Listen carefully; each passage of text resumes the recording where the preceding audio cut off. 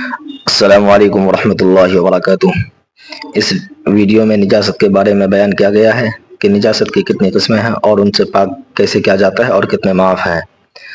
نجاست حقیقیہ کا بیان۔ سوال: نجاست حقیقیہ کی کتنی قسمیں ہیں؟ جواب: نجاست حقیقیہ کی دو قسمیں ہیں، ایک نجاست غلیظہ، دوسری نجاست خفیفہ۔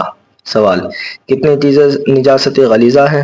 جواب: آدمی کا پیشاب پاخانہ اور جانوروں کا پاخانہ اور حرام جانوروں کا پیشاب اور آدمی اور جانوروں کا بہتا ہوا خون اور شراب اور مرغی اور بطخ کی بیٹ نجاست غلیظہ ہے۔ سوال: نجاست خفیفہ کیا کیا چیزیں ہیں؟ جواب: حلال جانوروں کا پیشاب اور حرام پرندوں کی بیٹ نجاست خفیفہ ہے۔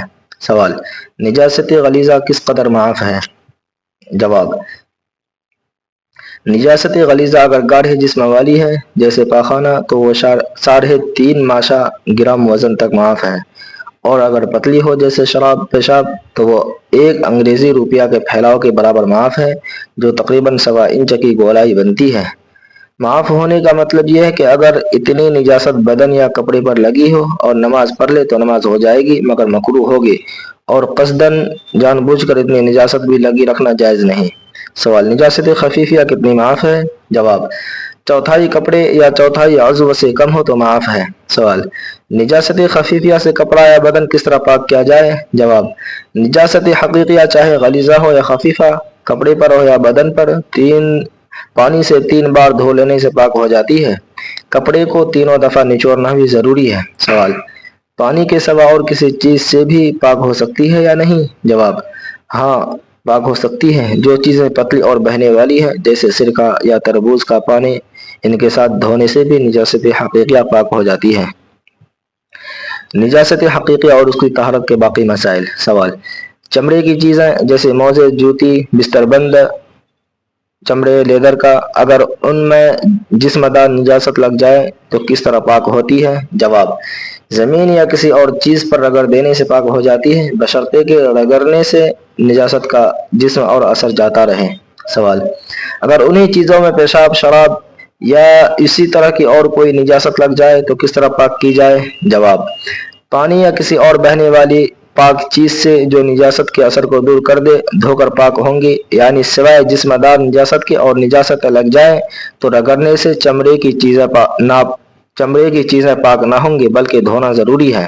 سوال: چاقو، چھری، تلوار اور لوہے یا چاندی یا تانبے، المونیم وغیرہ کی چیزیں ناپاک ہو جائیں تو بغیر دھوئے پاک ہوں گی یا نہیں؟ جواب: لوہے کی چیزیں جبکہ وہ صاف ہوں، زنگ نہ ہو، اور چاندی، سونے، تانبے، المونیم، پیتل وغیرہ دھاتوں کی چیزیں اور شیشہ کی چیزیں اور ہاتھی کے دانت یا ہڈی کی چیزیں اور چینی کے برتن، یہ تمام چیزیں جبکہ صاف اور نقشین نہ ہوں، اس طرح رگڑنے سے کہ نجاست کا اثر جاتا رہے پاک ہو جاتی ہے۔ سوال: نقشین نہ ہونے سے کیا مراد ہے؟ جواب: یعنی ان کے جسم میں ایسے نقش نہ ہو جن سے جسم اونچا نیچا ہو جاتا ہے، کیونکہ ایسے نقش میں رگڑنے کے بعد بھی نجاست باقی رہ جانے کا احتمال ہے۔ ہاں، صرف رنگ کے نقش ہوں تو یہ چیزیں رگڑنے سے پاک ہو جائیں گی۔ سوال: زمین پر نجاست مثلاً پیشاب یا شراب وغیرہ گر جائے تو کس طرح پاک ہوگی؟ جواب: زمین جب خشک ہو جائے اور نجاست کا اثر، رنگ، بو، مزہ جاتا رہے تو پاک ہو جاتی ہے۔ سوال: مکان یا مسجد وغیرہ میں پکی اینٹوں یا پتھر کے فرش یا دیوار پر نجاست لگ جائے تو کس طرح پاک کی جائے؟ جواب: اینٹ اور پتھر جو عمارت میں لگے ہوئے ہوں خشک ہو جانے اور نجاست کا اثر جاتے رہنے سے پاک ہو جاتے ہیں۔ سوال: جو چیزیں دھونے میں نچوڑی نہیں جا سکتی، مثلاً تانبے کا برتن یا بچھانے کے موٹے موٹے گدے، تو ان کو پاک کرنے کے لیے کس طرح دھویا جائے؟ جواب: ایسی چیزیں جن کو نچوڑنا غیر ممکن یا مشکل ہے، ان کے دھونے کا طریقہ یہ ہے کہ ایک مرتبہ دھو کر چھوڑ دو، جب پانی ٹپکنا بند ہو جائے تو دوسری بار دھو کر چھوڑ دو، جب پانی ٹپکنا بند ہو جائے تو تیسری بار دھو ڈالو، پاک ہو جائیں گے۔ مگر دھونے میں جس قدر ملنا ممکن ہو اس قدر ملنا ضروری ہے تاکہ نجاست نکالنے میں اپنی طاقت بھرپور کوشش کی جائے۔ سوال: مٹی کے برتن ناپاک ہو جائے تو پاک ہو سکتے ہیں یا نہیں؟ جواب: مٹی کے برتن بھی دھونے سے پاک ہو جاتے ہیں، اور ان کے پاک کرنے کا وہی طریقہ ہے جو اس سے پہلے والے سوال و جواب میں لکھا گیا ہے۔ سوال، نجس چیزیں مثلاً گوبر جل کر راکھ ہو جائے تو وہ راکھ پاک ہے یا ناپاک؟ جواب، ناپاک چیزیں جل کر راکھ ہو جائے تو وہ راکھ پاک ہے۔ سوال، گھی میں چوہا گر کر مر گیا تو اس کا کیا حکم ہے؟ جواب، گھی اگر جمع ہوا ہو تو چوہا اور اس کے آس پاس کا گھی نکال ڈالو، باقی گھی پاک ہے، اور اگر پگھلا ہوا ہے تو تمام گھی ناپاک ہے۔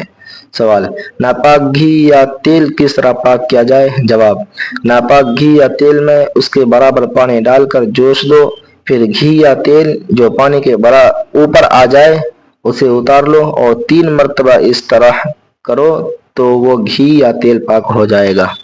اللہ تعالی ہم سب کو ان سب باتوں کو سمجھ کر اپنی زندگی میں عمل کی کوشش کرنے کی توفیق نصیب فرمائے۔